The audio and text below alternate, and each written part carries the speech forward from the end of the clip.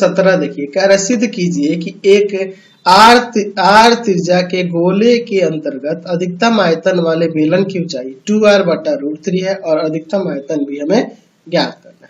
तो मैं एक क्या करता हूं, एक गोला बना लेता हूं और गोले के अंदर मैं एक किसका निर्माण करता हूं, बेलन का निर्माण करता हूं। ठीक है, ये आपका एक बेलन हो जाएगा।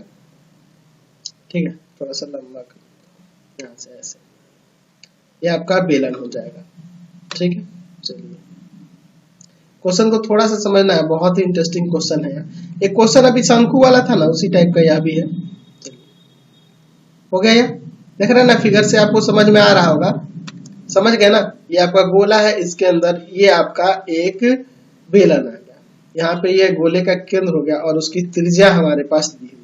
यह आपकी त्रिज्या कितनी दी हुई है, त्रिज्या आपकी कैपिटल R दी हुई है। मैं ये बेलन की ऊंचाई ऐसे दर्शा देता हूँ और त्रिज्या जो है उसकी ऐसे, यानी कि यह कुल जो होगी यह क्या हो जाएगी, इसकी व्यास हो जाएगी। चलिए मैं इसका थोड़ा नामकरण कर देता हूँ, यहाँ से वैसे मिला सकते हैं। एक काम करता हूँ, इसको O देता हूँ, यहाँ A देते हैं, B C और यहाँ D देता हूँ। माना क्या कह सकते हैं, बेलन के आधार की त्रिज्या x और ऊंचाई y है। ये टोटल ऊंचाई क्या है, यहाँ से यहाँ y है और ये त्रिज्या कितनी है आपकी x है। तो ये y/2 हो जाएगा ना, आधा, ये भी y/2 और ये भी आपका y/2 हो जाएगा। कोई दिक्कत नहीं है ना। चलिए अब देखिए, यहाँ पे हम लोग चलते हैं त्रिभुज CDO में। ठीक है, इसमें यह समकोण होगा, तो यहाँ पे मैं लिख सकता हूँ CD का स्क्वायर प्लस में DO का स्क्वायर बराबर में OC का स्क्वायर। CD का स्क्वायर प्लस में DO का स्क्वायर बराबर में OC का स्क्वायर। कैसे हो जाएगा, पाइथागोरस प्रमेय से ये हो जाएगा। अच्छा, यह कितना है, x है, यह है y/2 का स्क्वायर और इधर हो जाना है r का स्क्वायर। इसको उधर लेके चल जाता हूँ तो x स्क्वायर बराबर में हो जाएगा r square minus y square बट्टा में 4। समीकरण 1 मान लेते हैं। हमें आयतन के बारे में बात कर रहा है, तो यहाँ पे लिखूंगा बेलन का आयतन v बराबर में पाई त्रिज्या का स्क्वायर तो x है और इनटू में ऊंचाई यानी y, तो यहाँ v बराबर है पाई x स्क्वायर की जगह ये रख देता हूँ r का स्क्वायर माइनस का y स्क्वायर बट्टा 4 और इनटू में y। समझ गए ना, इससे कोई दिक्कत तो नहीं है ना जी।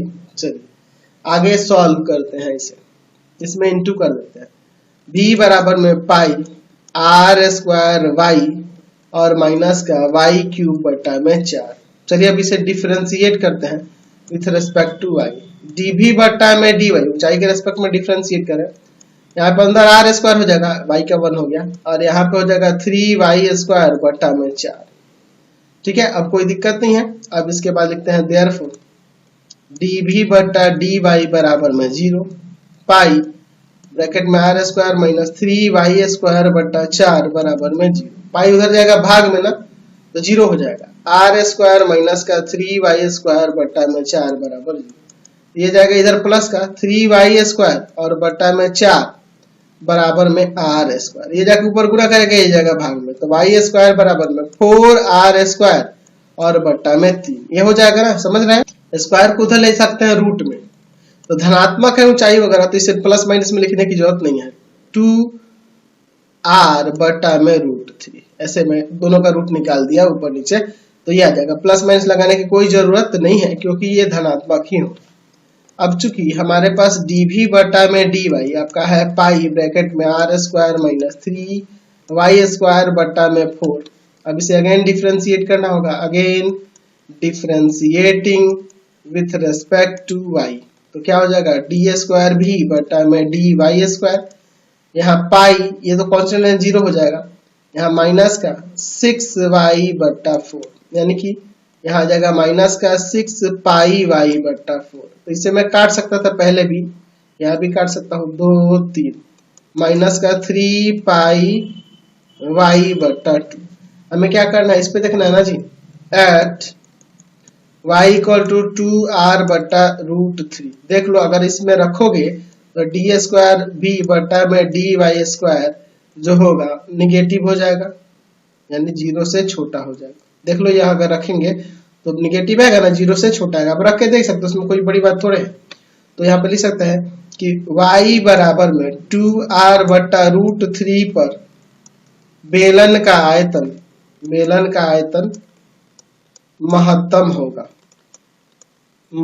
होगा, यानी कि y क्या मान, यानी कि ऊंचाई निकल गई, यानी कि अतः बेलन की ऊंचाई 2r बटा रूट 3 होने पर आयतन महत्तम होगा या उच्चतम होगा। समझ गए, कोई दिक्कत नहीं है ना इस क्वेश्चन में। चलिए आगे बढ़ते हैं। अच्छा, इस क्वेश्चन में हमें आयतन भी निकालना था, तो पहले हमें x का भी मान निकालना होगा समीकरण 1 से, ठीक है, समीकरण 1 से। या फिर आप x का मान नहीं निकालना चाहते हो तो आप सीधे ये ले लो, ठीक है, और इसमें रख दो तो महत्तम आयतन निकल जाएगा। या फिर x का मान निकालो और फिर इसमें रख दो। दो तरीका है, दोनों से जो अच्छा लगे आप कर सकते हो। x का मान निकालने के लिए ये वाला यूज करेंगे, और नहीं तो मैं सीधे इसमें भी रख सकता हूँ, ठीक है। तो मैं सीधे रख ही देता हूँ, ठीक है। हमें बेलन का आयतन निकाल लेना है, बेलन का आयतन निकाल देना है।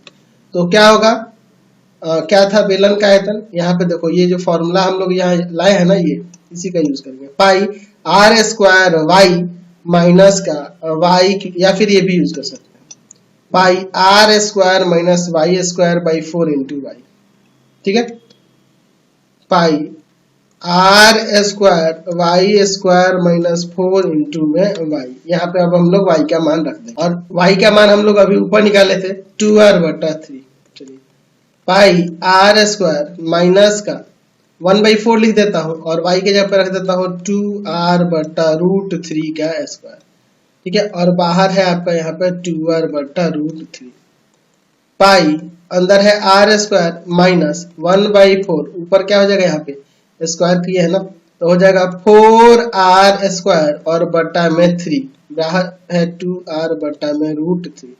4 से 4 यहाँ पर कट जाएगा, अंदर एलसीएम लेके घटा दे, पाई अंदर एलसीएम लेंगे 3 होगा, और ऊपर यहाँ आ जाएगा 3r स्क्वायर और माइनस का r स्क्वायर, और बाहर है 2r बटा में रूट 3। तो यहाँ पाई ऊपर कितना आ जाएगा 2r स्क्वायर और बटा में 3 इंटू 2r बटा रूट 3।